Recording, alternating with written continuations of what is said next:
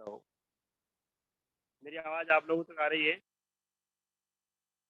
आ रही है? आप सभी को प्रभु यीशु मसीह के नाम में जय मसीह। और आज की इस रविवार आराधना में मैं आप सभी लोगों का धन्यवाद करता हूँ, सब लोग बुलाई लीजिए। तो आज का रविवार जो संदेश है, का विषय है कि परमेश्वर के मार्गों को समझो। तो इसके ऊपर हम चर्चा करेंगे। वाय हम सब मिलकर इससे पहले कि प्रभु के वचन में जाएं, फिर उसकी प्रार्थना करेंगे और प्रार्थना के साथ आज के वचन का दोबारा आए मिलकर सूत्र सिद्धार्थ।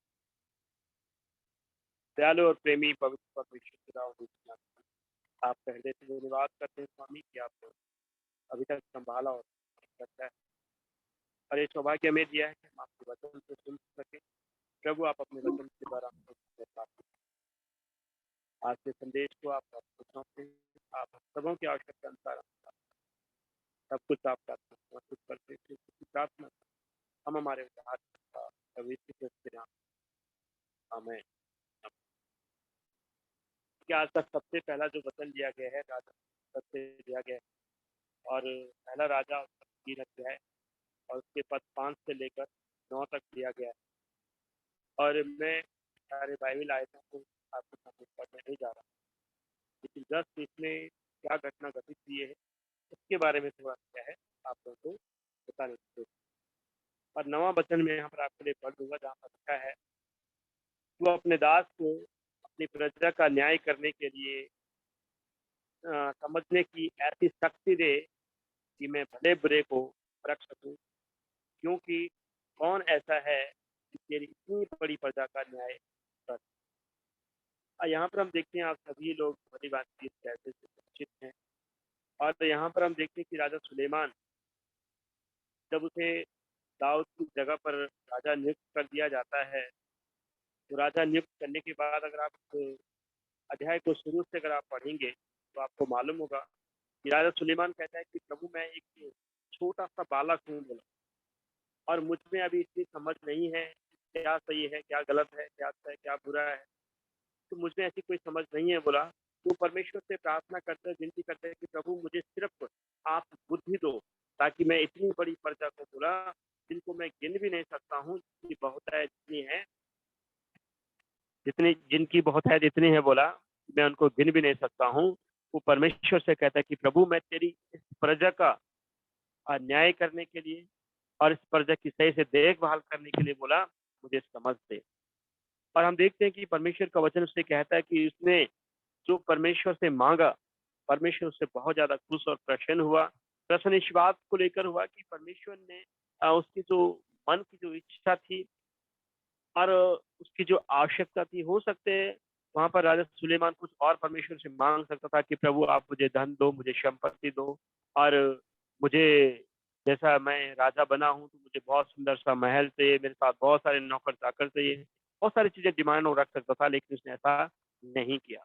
उसने परमेश्वर से मांगा कि प्रभु मुझे बुद्धि दे, मुझे ज्ञान दे, ताकि मैं इस प्रजा का जिसके ऊपर तूने मुझे राजा नियुक्त किया है, मुझे क्या करे ऐसी समझ दे।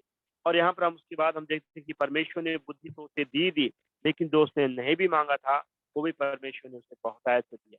और इतना परमेश्वर ने उसे दिया कि वचन कहता है कि ना तो उससे पहले कोई उतना बुद्धिमान और धनवान था और ना उसके बाद होगा, ऐसा वचन में हम लोग क्या है पढ़ते हैं। तो पहली चीज जो हम देखते हैं और इस पैसेज से हम सीखते हैं वो है कि परमेश्वर की परख की आवश्यकता। कई बार हम लोग परमेश्वर से प्रार्थना तो करते हैं, हम परमेश्वर से मांगते तो हैं, लेकिन क्या वो इच्छाएं, क्या वो हमारी मांगे, क्या हमारी जरूरतें परमेश्वर की इच्छा के अनुरूप हैं, या सिर्फ हम अपने स्वार्थ के लिए क्या कर रहे हैं मांग। कई बार हम लोग जब हम प्रार्थनाओं में आते हैं तो हमारी एक ही बात रहती है, सिर्फ अपने परिवार के लिए प्रभु मुझे, हमारे अलग अलग डिमांड्स होती है, हमारी लिस्ट बनी रहती है कि प्रभु मुझे गाड़ी चाहिए, 2 पहिया चाहिए, 2 पहिया मिल जाए तो 4 पहिया चाहिए, और वो भी मिल जाए तो फिर एक सुंदर सा घर चाहिए, वो भी मिल जाए तो और अच्छा घर चाहिए जो जिसमें टाइल्स लगी हो। तो मतलब हमारी जो इच्छाएं हैं वो अनंत हैं, और इच्छाएं वैसे होनी भी चाहिए, और परमेश्वर से मांगेंगे तो जरूर देगा। और लेकिन यहाँ पर जो हम सीख रहे हैं वो ये कि अगर हम परमेश्वर की इच्छा के अनुरूप अगर हम मांगते हैं तो परमेश्वर वो सब हमें दे देता है जिसकी हमें वास्तविक में क्या होती है आवश्यकता हो। तो पहली चीज तो हमने ये सीखी। दूसरी, हम भजन संहिता को अगर हम पढ़ेंगे तो यहाँ पर भी हम पढ़ते हैं कि परमेश्वर ने क्या है, आकाश को सिरजा है और पूरी इस पृथ्वी जो है कि उसके हाथों के द्वारा बनाई गई है। तो भजन संहिता 19 में हम लोग पढ़ते हैं। आप अगर आपके पास बाइबल है तो आप भजन संहिता 19 का उसका 3 पद को हम लोग थोड़ा मनन करेंगे, थोड़ा पढ़ेंगे उसको। भजन 19 का 3। यहाँ पर इस प्रकार से लिखा है, ना तो कोई बोली है और ना कोई भाषा जहाँ उसका शब्द सुनाई नहीं देता। तो जब परमेश्वर है, परमेश्वर का वचन ही है जो हमें क्या कर सकता है, बदलने की सामर्थ्य रख सकता है। और जैसे हमने वचन में पढ़ा कि इस दुनिया में ना तो कोई ऐसी बोली है, ना कोई ऐसी भाषा है जहाँ परमेश्वर का शब्द क्या है, सुनाई न दे। आज आपको और हमें आवश्यकता है कि हम परमेश्वर के वचन को सुने, वो हमसे क्या कहना चाहता है, हमारे लिए क्या योजना बनाई है। कई बार हम प्रयास तो कर रहे होते हैं, मेहनत कर रहे होते हैं, लेकिन हमें सफलता हासिल नहीं होती। तो हम यहाँ कई बार हम लोग यहाँ जानने की कोशिश नहीं कर पाते हैं कि परमेश्वर ने हमारे लिए क्या रखा हुआ है, कि हमारे लिए क्या योजना है। अगर हम उस परमेश्वर से मांगेंगे तो निश्चित रूप से वो परमेश्वर क्या है, हमें बताएगा। और वो जानता है, जब उसने हमें बनाया है, आपको मुझे हम सबों को जब परमेश्वर ने बनाया है, तो निश्चित रूप से उसने हमारे भविष्य के लिए क्या है, कुछ न कुछ योजना क्या है, निर्धारित करके रखी है। तो कई बार हम लोग भी ऐसे शब्दों को दोहराते हैं कि भाई जो बोला भाग्य में होगा वो भाग कर आएगा, जो नहीं होगा वो आकर भी चला जाएगा। तो ये वही है कि परमेश्वर ने जो कुछ हमारे लिए निर्धारित करके रखा हुआ होगा, हमें वही मिलेगा। भले हम कुछ और करने का प्रयत्न करें, तो शायद हो सकते हैं हमें उसमें सफलता मिले, क्योंकि हमें सफलता उसी में मिलेगी जो परमेश्वर ने हमारे लिए क्या है, निश्चित करके रखा हुआ है। अगर हम ये जानने की कोशिश करेंगे कि परमेश्वर ने हमारे लिए क्या चुन कर रखा है, तो हम ज़्यादा उसमें क्या होंगे, सफल होंगे। तो यहाँ पर भी हम इस चीज़ को देखते हैं कि परमेश्वर का वचन है जो हमें क्या कर सकता है, बदलने की सामर्थ्य रख सकता है। हो सकता है जैसे मैंने कहा कि हम लोग प्रयत्न कुछ कर रहे हैं और हमें उसकी सफलता नहीं मिल रही है, तो इसकी राह दिखाने वाला भी परमेश्वर ही है। वही हमें दिखाएगा, वही हमें बताएगा कि बेटा ये रास्ता सही नहीं। हमने राजा सुलेमान के बारे में पढ़ा।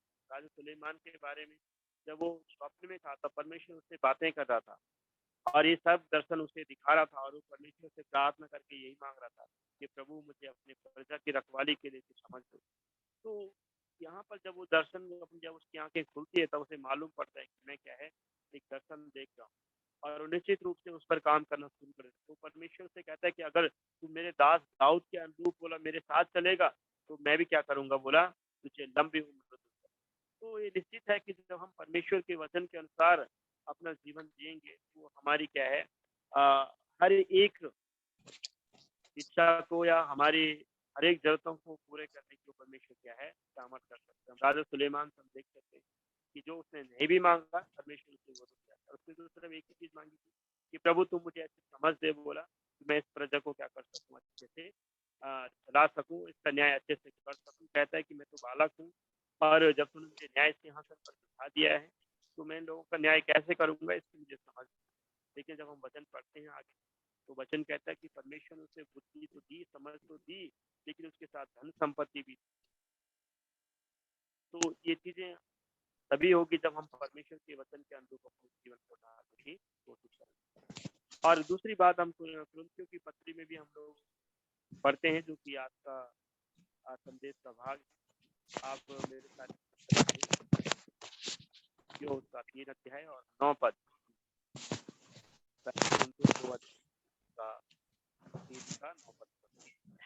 यहाँ पर इस तरीके से लिखा हुआ है, मैं आपके लिए पढ़ूंगा। यहाँ पर लिखा है, क्योंकि हम परमेश्वर के सहकर्मी हैं और तुम परमेश्वर की खेती हो और परमेश्वर की रचना हो। यहाँ पर हम जानते हैं कि हम लोगों को क्या है, परमेश्वर ने बनाया है। जैसे यहाँ पर लिखा है कि हम मसीह की क्या है, रचना है, उसकी खेती है। परमेश्वर ने हमें बनाया है, परमेश्वर ने हमें सृजा है। और आप लोगों ने देखा होगा, जब आप भी किसी खेतों में जब आप काम करते हैं, कोई फसल बोते हैं, तो आप पूरा उसका ध्यान रखते हैं। आप उसे समय पर पानी देते हैं और आप समय पर कोशिश करते हैं, अगर किसी में कीड़ा लग गया तो उसमें दवाई लगाएं। और जब उसे धूप की आवश्यकता होती है तो उसे धूप मिलती है। तो इस तरीके से जब भी आप किसी खेतों में जब आप काम करते हैं, तो पूरी रीति से आपकी कोशिश ये रहती है कि हाँ, वो फसल क्या है अच्छे से हो। तो ऐसे ही परमेश्वर ने भी जब हमें बनाया है, तो उसकी भी ये पूरी कोशिश है कि वो हमें सुरक्षित तरीके से रखे, हमारी ज़रूरतों को पूरा करे, हमारे आज को, हमारे वर्तमान को, हमारे भविष्य को वो जानता है, उसे मालूम है किस तरीके से कहाँ पर कोई कमी हमारे जीवन में आ जाती है, तो उसे सँवारने और सजाने की क्या है कोशिश करता है। यहाँ पर लिखा है क्योंकि हम मसीह के सहकर्मी हैं और तुम परमेश्वर की खेती हो और हम और परमेश्वर की रचना हो।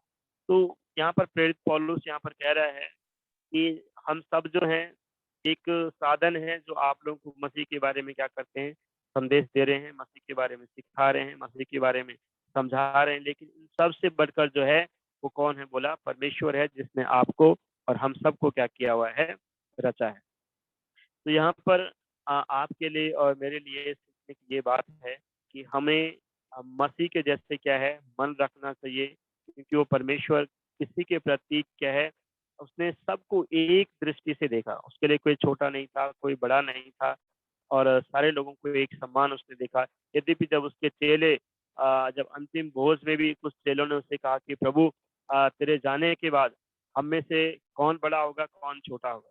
तो यीशु मसीह उनसे स्पष्ट रूप से कहता है कि जो कोई बोल अपने आप को बड़ा बनाएगा, छोटा किया जाएगा और जो छोटा होगा वो अपने आप को जो छोटा होगा परमेश्वर से बड़ा बनाएगा। तो कहने का तात्पर्य ये है कि परमेश्वर ने किसी को कोई बड़ा है, कोई छोटा है करके नहीं रखा है, सबको एक समान रूप से क्या है देखा है। तो हमें भी सबके साथ एक समान रूप से क्या है सबके साथ एक समान रूप से हमें एक एक दृष्टि से हमें भी क्या करना है, देखना है।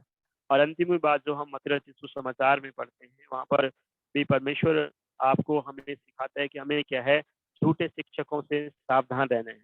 अब ये झूठे शिक्षक कौन, अगर आप पढ़ेंगे मत्ती रचित सुसमाचार में, तो वहाँ पर शास्त्रियों और फरीसियों का वहाँ पर ज़िक्र किया गया है। जबकि वहाँ पर प्रभु यीशु मसीह ज़्यादातर बातें क्या है, दृष्टांतों में करता था। तो यहाँ पर भी हम देखते हैं कि एक दृष्टांतों के माध्यम से प्रभु यीशु मसीह उनसे क्या कर रहा है, बात करते हैं जिसे चेले सही से समझ नहीं पाते हैं। लेकिन यीशु मसीह बाद में उनको स्पष्ट करता है कि हमें झूठे शिक्षकों से यानी सदूकी और फरीसियों की बात करते हैं कि हमें ऐसे शिक्षकों से दूर रहने की क्या है, आवश्यकता है। क्योंकि वो जानता था कि ऐसे शिक्षक जो कहते तो कुछ हैं और करते कुछ हैं, यानी अपने मन को कब बदल दें उनका कोई भरोसा नहीं था। तो इस तरीके से जो झूठी शिक्षा है वो हमारे जीवन को क्या करती है, प्रभावित करती है। यहाँ पर हम पढ़ सकते हैं 5वां वचन में आपके लिए पढ़ रहा हूँ, यहाँ पर लिखा है मत्ती रचित सुसमाचार उसका 16 अध्याय देखिए।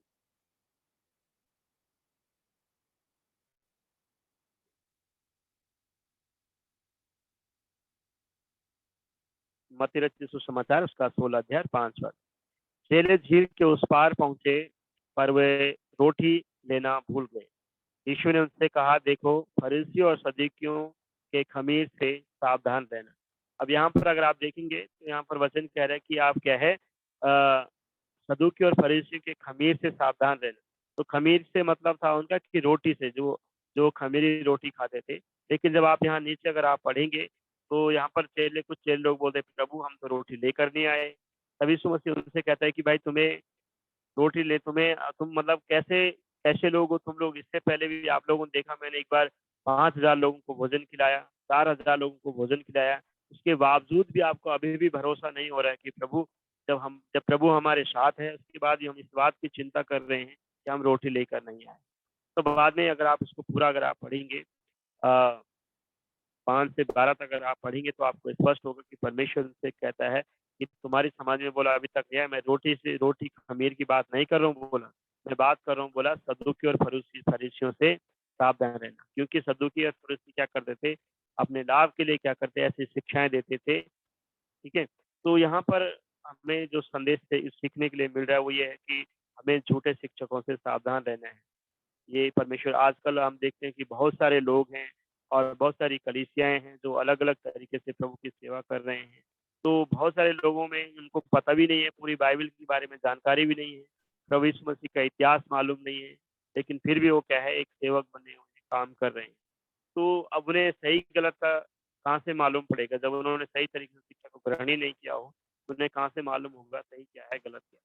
तो कई बार हम लोग भी ऐसे झूठे शिक्षकों के शिक्षा को सुनकर और उनके हिसाब से जीवन जीना अगर शुरू कर देंगे तो कहीं न कहीं हम भी गलत शिक्षा का शिकार हो जाते हैं। तो आइए मिलकर इन बातों को अपने ज़हन में रखते हुए कि हमें परमेश्वर के मार्गों को कैसे समझना है। जैसे हमने पहले राजाओं की पुस्तक से पढ़ा कि राजा सुलेमान ने परमेश्वर की इच्छा के अनुरूप जब परमेश्वर से वरदान माँगा, परमेश्वर ने उसे वो भी दिया जिसकी उसे आवश्यकता थी।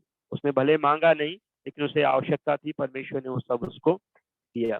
दूसरी बात हमने वचन में देखी कि परमेश्वर चाहे कोई भी बोली हो, भाषा हो, सबको जानता है, प्रत्येक व्यक्ति को व्यक्तिगत रीति से, चाहे उसकी कोई भी बोली, कोई भी भाषा हो, सबको अच्छे से जानता है, सिखाना भी जानता है, समझाना भी जानता है और वो हमारी सुनता भी है, सारी भाषाओं को समझता भी है और समझाना भी जानता है। और तीसरी बात जैसे हमने कुरिन्थियों की पत्री से देखिए कि हमें भी मसीह के जैसे मन रखना चाहिए, किसी के साथ ना भेदभाव वाला मन नहीं रखना चाहिए। अंतिम बात हमने देखी, हमें झूठे शिक्षकों से सावधान रहने की आवश्यकता है। तो आइए मिलकर परमेश्वर के हृदय से धन्यवाद करें और प्रभु से पुनः कहें कि प्रभु हमें भी तेरे मार्गों में चलने के लिए ऐसी समझ दे राजा सुलेमान की तरह, ताकि हम भी तेरे वचन के अनुसार अपना जीवन व्यतीत कर सकें। आइए मिलकर हम लोग प्रभु से प्रार्थना। प्रेमी और पवित्र परमेश्वर खुदावंद यीशु नासरी, एक बार फिर से हम आपका हृदय आपके वचन करते के हैं। लिए हम धन्यवाद देना चाहते हैं परमेश्वर पिता आपके पवित्र वचन के लिए, जो आज सत्यकालीन समय में तूने हमसे बोला और बातचीत किया है। प्रभु तूने अपने वचन के द्वारा आज हमें सिखाया कि हमें परमेश्वर के मार्गों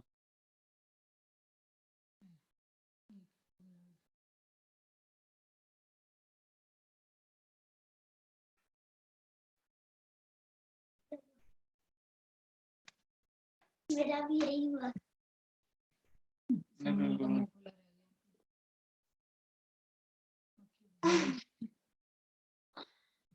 ऐसे बोलते अंदर